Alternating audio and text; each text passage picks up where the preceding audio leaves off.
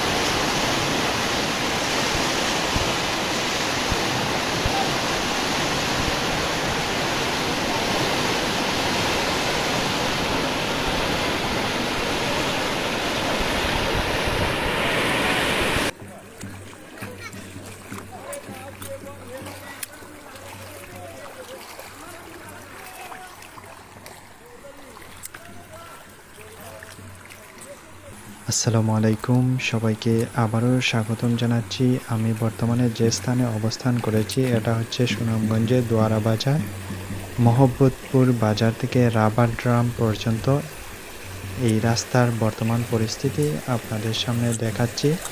গত কয়েকদিন যাবৎ টানা বর্ষণ এবং মেঘালয় থেকে নেমে আসা পাহাড়ি ঢল নেমে আসার কারণে এখানে বন্যার আশঙ্কা নিয়েছে।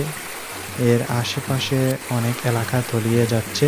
দুয়ারাবাজার ইউনিয়নের 9টি বিস্তীর্ণ এলাকা উপচে পড়া স্রোতে সুরমা ইউনিয়নের রাবার ড্রাম সংলগ্ন খাসিয়ামারা নদীর উপর দিয়ে হু হু করে পানি ঢুকতে একেবারে বিভিন্ন স্থানে ভাঙনের সৃষ্টি হয়েছে, যার ফলে এলাকাবাসী যোগাযোগ একেবারে বিচ্ছিন্ন হয়ে রয়েছে। বিভিন্ন ধরনের যেসব রবি শস্য ক্ষেত রয়েছে, শত শত হেক্টর আমনের বীজতলা নষ্ট হয়ে যাচ্ছে।